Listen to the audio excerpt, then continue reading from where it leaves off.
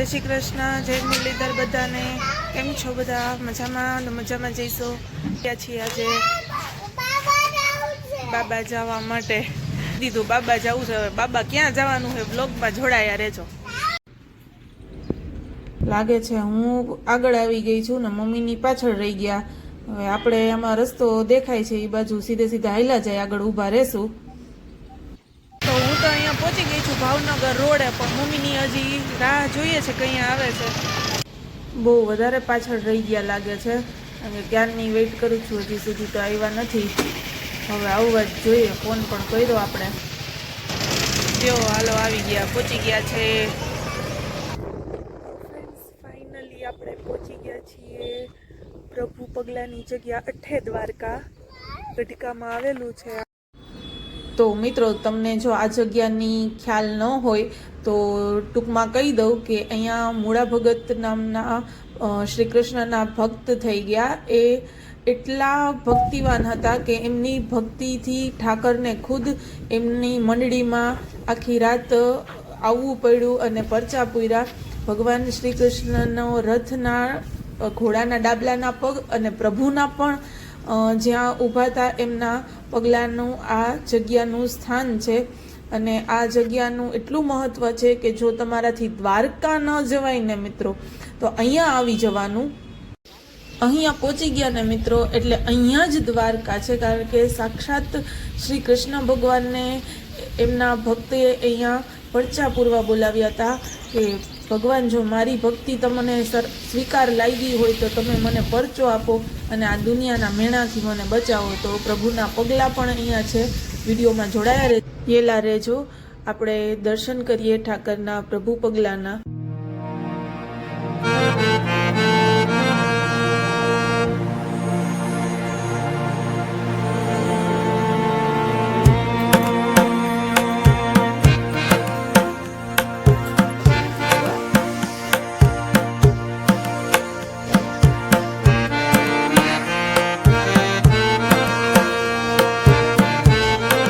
તો મિત્રો, જેમ વાત કરી એમ પ્રભુ શ્રી કૃષ્ણના પગલાં અહીંયા જો લાલ કંકુ જે દેખાય છે એ શ્રી કૃષ્ણના પગલાં છે, જ્યાં ઠાકર ખુદ ઊભેલા અને આખી રાત એ મંડળીમાં ભજનમાં મૂળુ ભગતના સાથે રહેલા।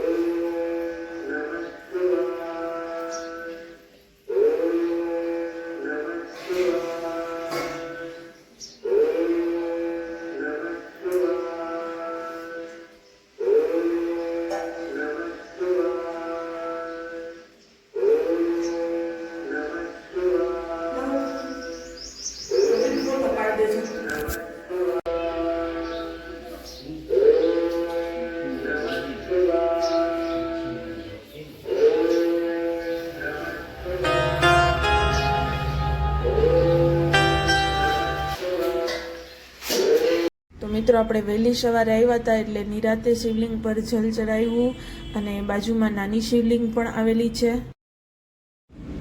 એટલું શાંત વાતાવરણ હતું।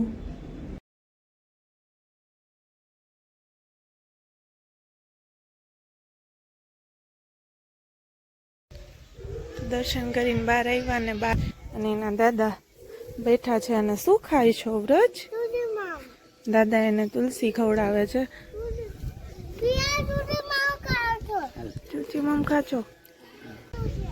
તો મિત્રો અહીંયા અઠે દ્વારકા ઠાકરના ઘોડાના ડાબલાના પગ છે. તો હાલો આપણે ત્યાં જઈને દર્શન કરીએ.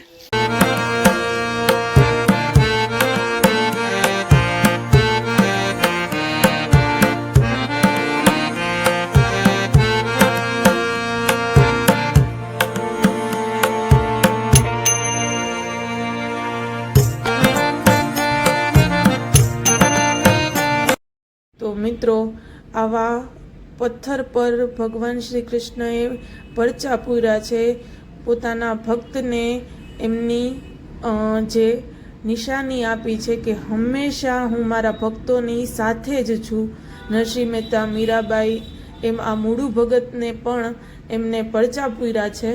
ખૂબ જ વિશાળ જગ્યામાં આ મૂળુ ભગતની જગ્યા આવેલી છે અને ઠાકરની જગ્યા હોય ત્યાં રોટલે ને ઓટલે તો કોઈ દુઃખી ના જ હોય.